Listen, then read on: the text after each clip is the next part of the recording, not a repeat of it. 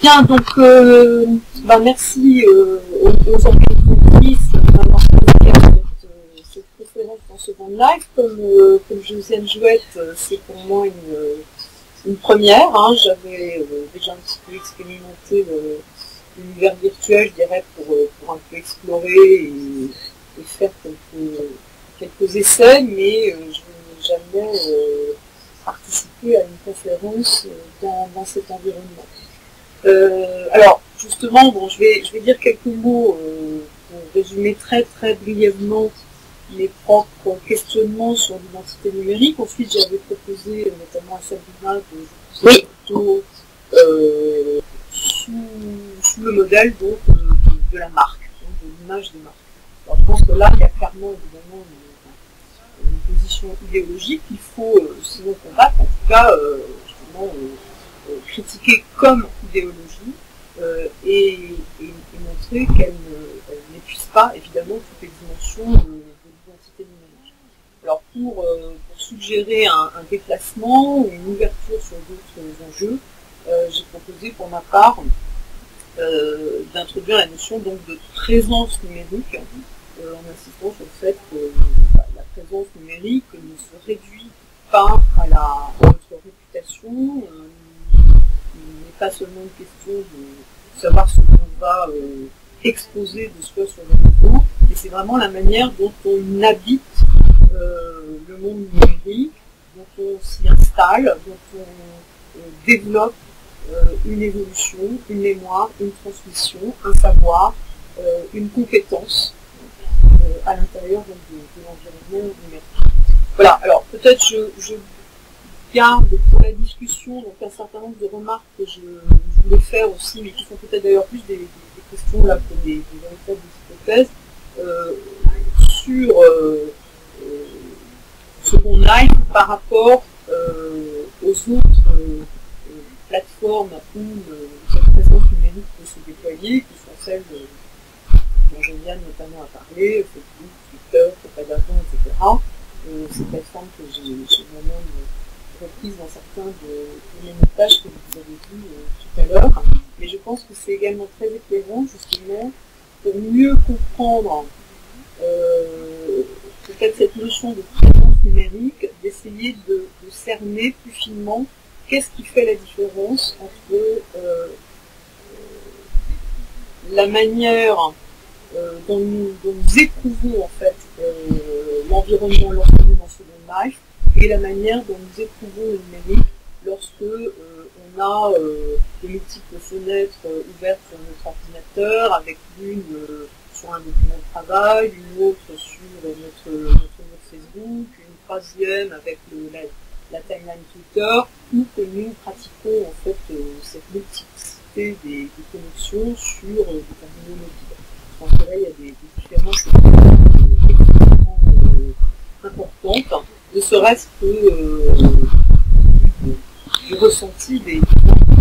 Et sur cette question, pour finir, j'aimerais en fait, pour ma part, avoir aussi vos propres impressions. Je ne sais pas de quels univers vous êtes les plus familiers.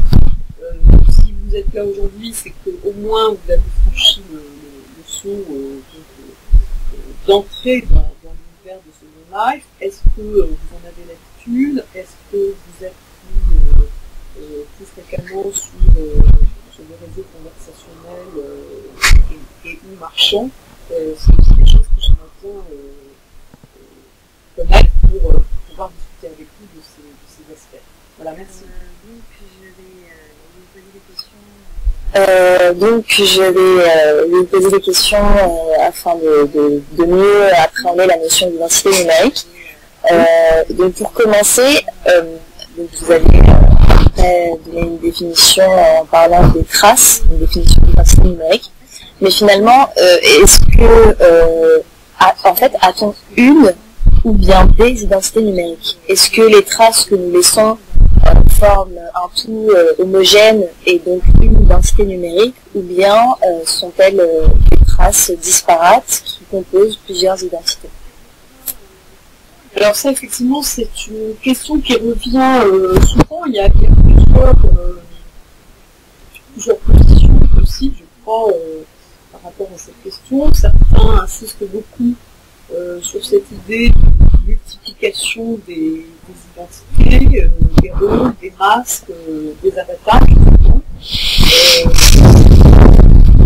qui touche à la question du pseudonymat ou de l'anonymat, plus exactement de ce qu'on appelle aujourd'hui l'hétéronymat, c'est-à-dire le fait de pouvoir avoir dans notre vie numérique plusieurs noms.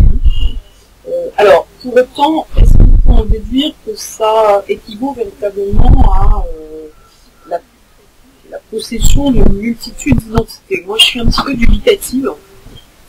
Je pense que tout simplement, les choses se passent en fait comme dans la vie dite réelle. Parce que pour moi, justement, en fait, notre vie numérique n'est absolument pas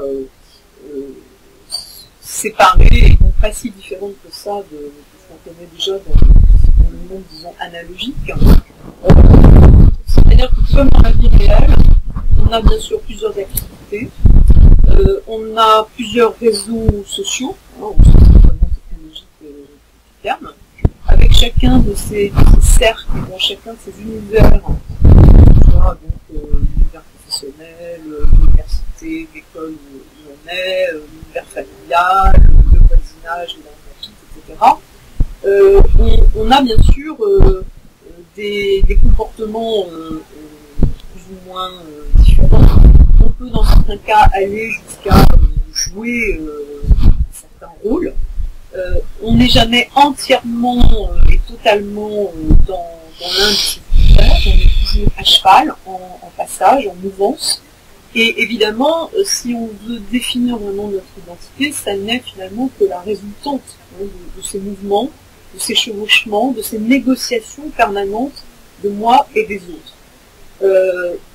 Je pense que dans l'univers numérique, les choses se passent exactement de la même manière. Il me semble que même si l'on multiplie les pseudonymes, même si l'on multiplie les plateformes de réseau social où on va être actif, et même si l'on développe véritablement des projections sous forme d'avatar qui peuvent aller assez loin dans le fictionnel, disons, dans le théâtral, je pense que de toute façon, il y a quand même une forme de continuité entre toutes ces apparences, toutes ces manifestations. Je dirais même que justement notre identité, c'est la manière dont on joue de ces différentes manifestations de soi. Alors en même temps, c'est vrai que les questions de clivage, de cohésion, de passage, de transition d'une forme à une autre se posent sans doute pas de la même façon que dans l'univers réel. Elles peuvent être à la fois plus aisées, je disais tout à l'heure, on peut presque jouer plusieurs rôles en même temps, en développant une espèce de comportement multitâche et une attention découplée, démultipliée. Elles peuvent aussi provoquer, certaines études l'ont montré, des vrais problèmes de cohésion, de reconstruction de soi, avec, dans certains cas, une emprise trop forte, en fait, d'un personnage qu'on s'est construit, mais dans lequel, petit à petit, on se reconnaît. Mais pour ma part, j'insisterai quand même plus sur le fait qu'il y a quand même, justement, une identité qui résulte de la superposition, du croisement de toutes ces traces et de toutes ces formes sous lesquelles on apparaît dans le numérique.